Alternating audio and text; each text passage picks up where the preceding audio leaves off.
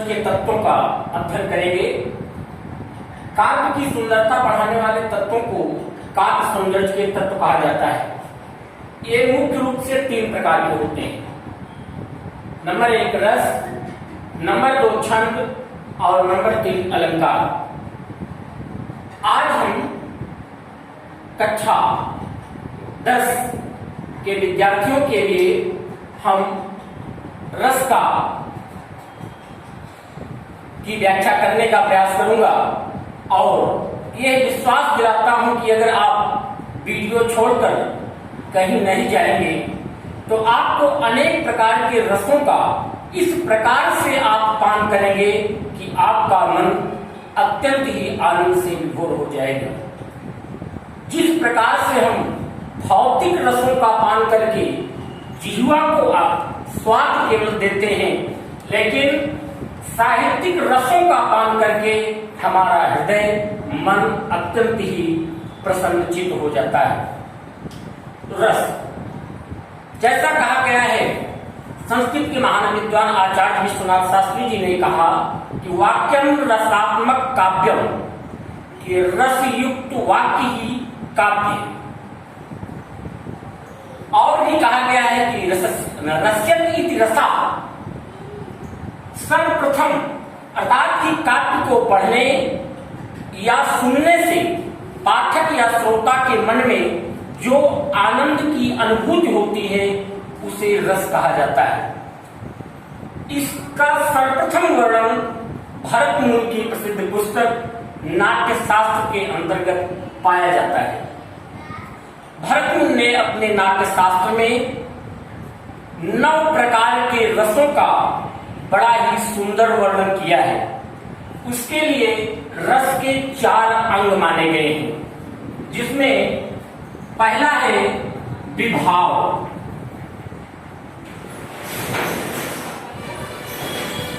अर्थात कि जिन कारणों से हमारे अंदर, जिन चेष्टाओं से, प्रयासों से, विधियों से हमारे अंदर भावों की उत्पत्ति होती है उसे विभाव कहा जाता है।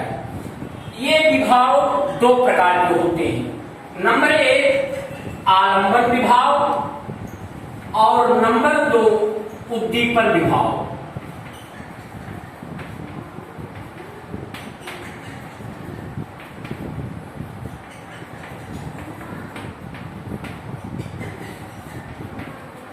हाँ, आलंबन विभाव। आलंबन विभाव भी 2 प्रकार का होता है, एक आश्रय, दूसरा विषय।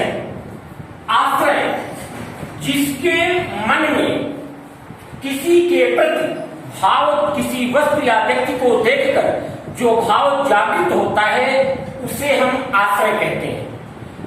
और जिसके प्रति हमारे हृदय में भाव जागृत होता है वह विषय कहलाता है।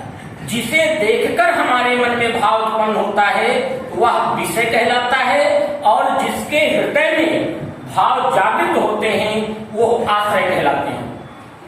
दूसरा उद्दीपन विभाव, कि हमारे हृदय के मनोभावों को तीव्रता प्रदान करने वाले जो भाव हैं उन्हें हम उद्दीपन विभाव कहते हैं। दूसरा हमारा है अनुभाव।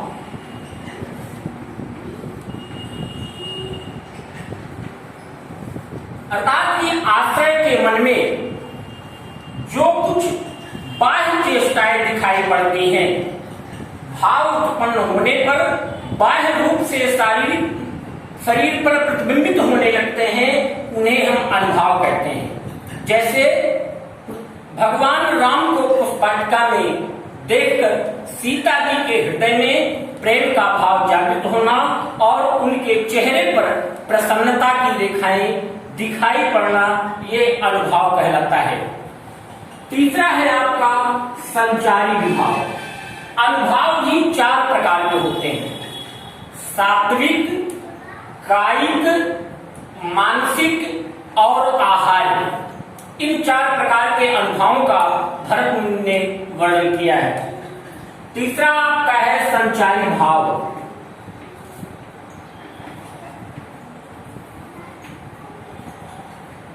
अर्थात कि संचारी भाव पल पल में बदलने वाले वे भाव होते हैं जो क्षण भर में ही हमारे मन में उत्पन्न होते हैं और कुछ समय ही पश्चात वे समाप्त हो जाते हैं।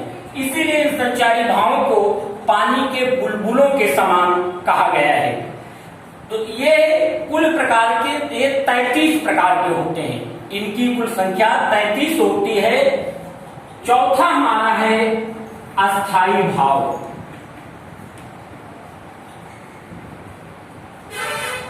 ये वे भाव होते हैं जो सहृदय के हृदय में सदैव विद्यमान होते हैं और उचित अवसर पा करके वे शरीर पर, चेहरे पर प्रतिबिंबित होने लगते हैं, दिखाई देने लगते हैं।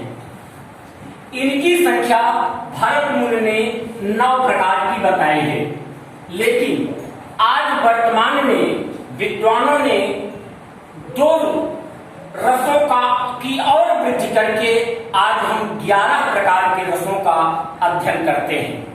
तो अब क्रम से हम इन 9 रसों का 11 रसों का अध्ययन करने का प्रयास करूंगा। आप शांति पूर्वक बैठने का प्रयास करेंगे और वीडियो को देखते रहेंगे तो मैं विश्वास आपको दिलाता हूं कि आपको अवश्य ही साहित्य के रसों में आनंद की प्राप्ति होगी। पहला आपका अस्थाई भाव है रत।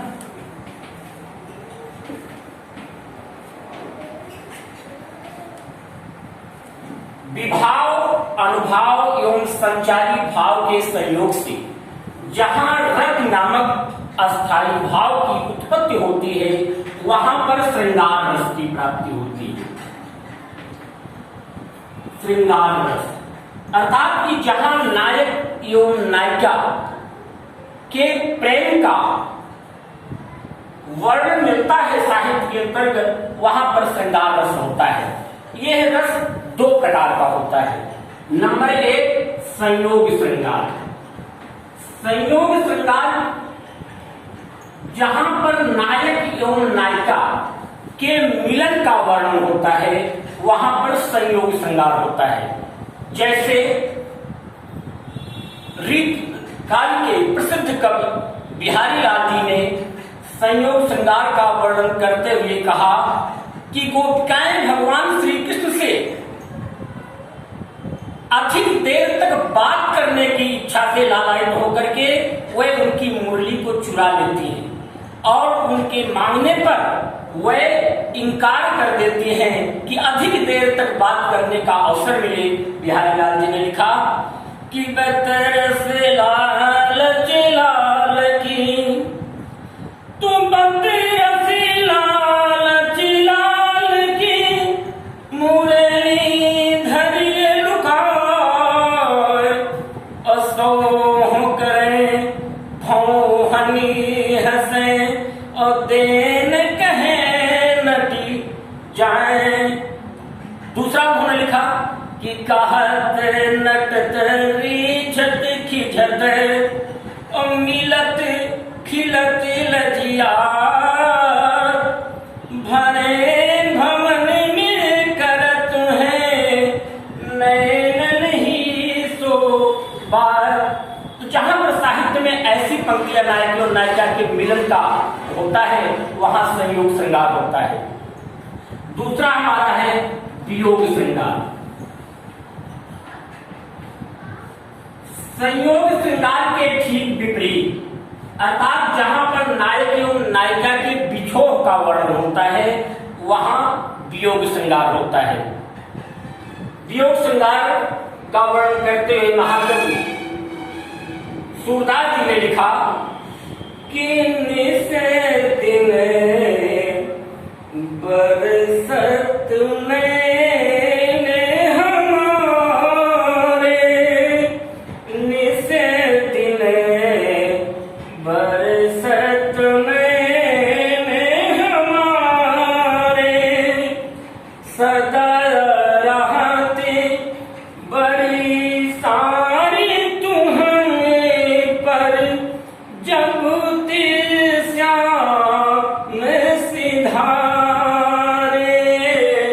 निसे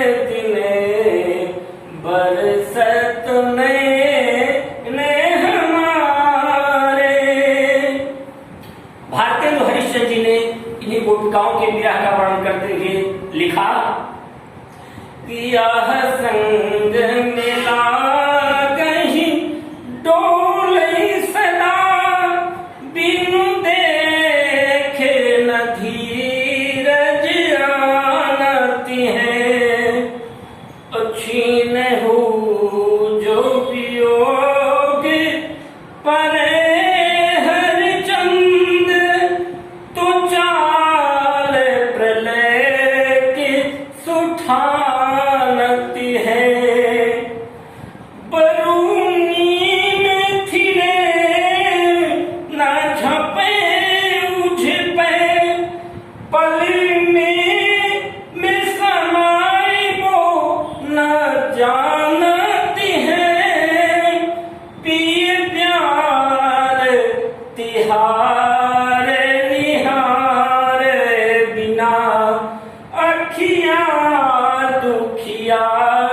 नहीं मानती है।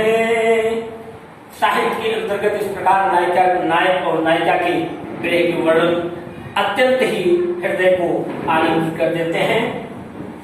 दूसरा, इसी रथ को वर्तमान में कुछ विद्वानों ने 3 भागों में विभाजित कर दिया है। ये रथ श्रृंगार रस और अगर देव विषयक रति, देव विषयक रति, रथ का मतलब होता है प्रेम, अर्थात कि जो प्रेम नायक नायिका के बीच में हो वो श्रृंगार रस, और जो प्रेम भक्त और भगवान के बीच में होता है उसे हम देव विषयक रथ कहते हैं। और देव विषयक रति के द्वारा विभाव, अनुभाव और संचारी भाव के संयोग से भक्ति रस की उत्पत्ति होती है। आजकल विद्वानों ने जब ये 10वें रस के रूप में माना गया, हम रस का वर्णन करते ही आपके दोनों में अंतर समझाने के लिए एक साथ कर दिया भक्ति रस, कि भक्त और भगवान। जैसे आपने महाकवि रसखान जी को देख लीजिए कि वो एक मुस्लिम कवि हैं, लेकिन भगवान श्री कृष्ण की अनन्य भक्ति भावना को प्रस्तुत करते हैं और प्रार्थना करते हैं कि हे प्रभु, मुझे तीनों लोकों में अगर कहीं भी स्वर्ग की प्राप्ति होती है तो मुझे वृंदावन की भूमि में होती है। और मुझे प्रार्थना करते हैं कि अगर मुझे किसी भी यौन में जन्म दे दिया जाए मुझे कोई कष्ट नहीं होगा, दुख नहीं होगा, लेकिन हे प्रभु अपने ही लीला स्थली वृंदावन में ही मुझे पैदा करना।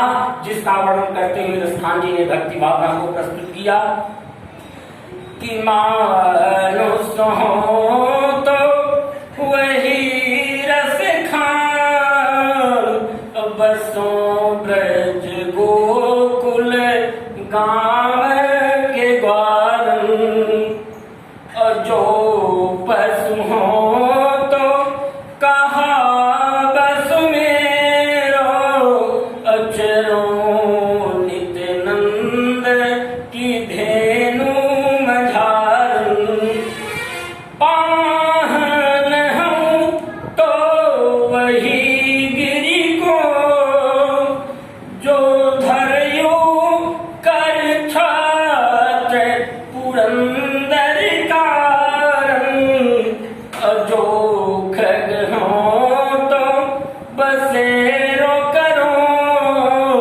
मिली कालिंदी कूल कदम्ब की डालन।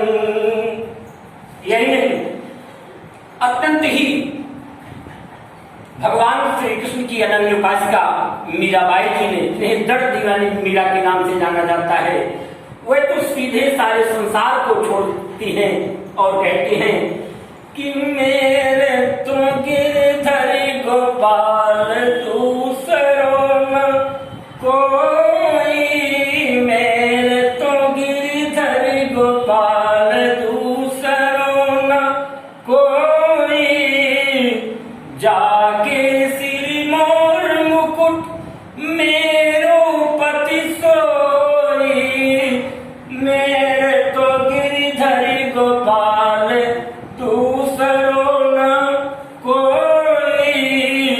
अरे असुवन जल सींच सींच प्रेम बेली पोई, अब तो बेल फैल गई आनंद फल होई,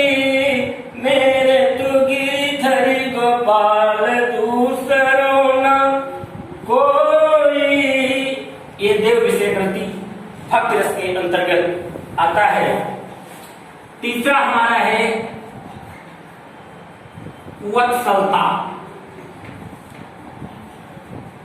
इसे लिए भी प्रेम ही रथ का ही एक दूसरा रूप है, अर्थात जब माँ पिता का अपने पुत्रों के प्रति, संतानों के प्रति जो प्रेम होता है वो वहां पर वात्सल्य रस की प्राप्ति होती है।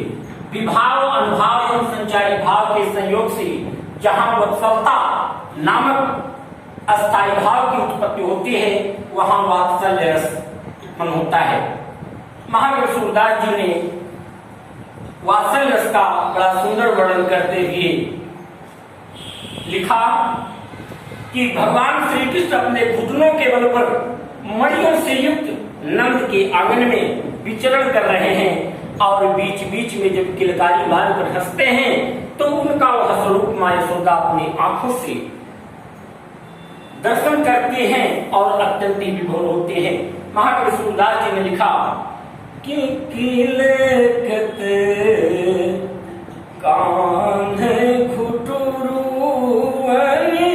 आवती मणि में कनक नंद के आंगन बिंब पकड़ी बिंधावती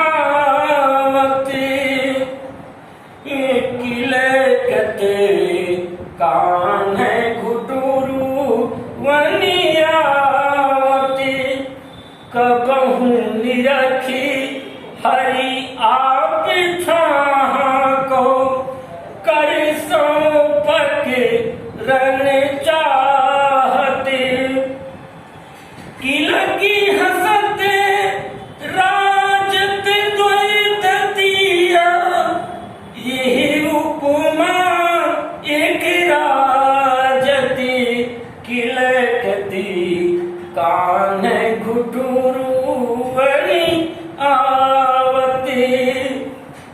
आधुनिक कवियों ने भी, नागार्जुन ने इसका बड़ा ही सुंदर वर्णन करते हुए बाल लीला का किया और कहा कि तुम्हारी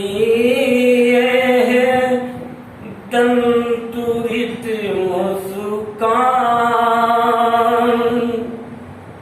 तुम्हारी दंतुरित मुस्कान मृतक में भी डाल देगी जान तुम्हारी दंतुरित मुस्कान मृतक में भी डाल देगी जान धूल धूसर तुम्हारे ये गाल छोड़ कर ताला मेरे जो पड़ी में खिल रहे जल जात तुम्हारी यह दंतुरित मुस्कान मृतक में भी डाल देगी जान। चौथा रस है, अब आप यहीं पर एक अस्थायी भाव है हास,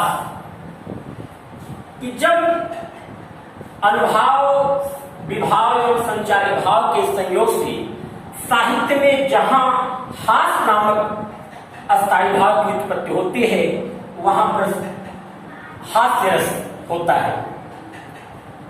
इसका वर्णन करते हुए गोस्वामी तुलसीदास जी ने अपनी प्रसिद्ध पुस्तक कवितावली में लिखा कि भगवान राम, सीता और लक्ष्मण जब वन की ओर जा रहे हैं और विंध्याचल वासियों को ये समाचार मिलता है तो वे क्या सोच करके मन में प्रसन्न होते हैं कि भगवान राम के चरणों के स्पर्श से गौतम ऋषि की पत्नी अहिल्या जो पत्थर की हो गई थी सुंदर नारी का रूप धारण कर लिया। तो आज विंध्याचल वासी ये आनंदित होते हैं कि उनके चरणों से हमें भी स्त्रियां प्राप्त होंगी। उसका वर्णन गोस्वामी तुलसीदास जी ने किया कि विंध्य के वासी उदासित व्रतधारी महामुनि नारी दुखारे गौतम तीय तरी तुलसी सो कथा सुनिभे मुनि वृंद सुखारे कि हुई है शिला सब चंद्रमुखी परिसे पद मंजुल कंज तिहारे औकीन्हि भली रघुनायक जू करुणा करि कारण कोप गुधारे। और साहित्यकारों ने हाथ रस का वर्णन करते हुए उस समय का वर्णन किया कि जब बहुत दिनों के बाद मां पार्वती की तपस्या से प्रसन्न होकर भगवान शिव विवाह के लिए तैयार होते हैं और विवाहरात आती है। तो चूंकि विवाह में नाइन की भूमिका एक अलग ही होती है, वो नाइन मचल जाते हैं। भगवान शिव से कहती है जब तक मैं अपने गले का हार नहीं प्राप्त कर लूंगी तब तक मैं आपको उठने नहीं दूंगी। उस समय का सुंदर दृश्य इस प्रकार से है कि शिव के विवाह को उठा भजो तीनों और संकट मिटो सुख भयो नारी नर को और नाइन अलबेली सोने के मांगे बार बार कहे नहीं हो गलहार तब उठन दई हो बर को तू शंकर मुस्काए हाथ डाली हार फेंक दीन हो मारे वो फुंकार नाइन भा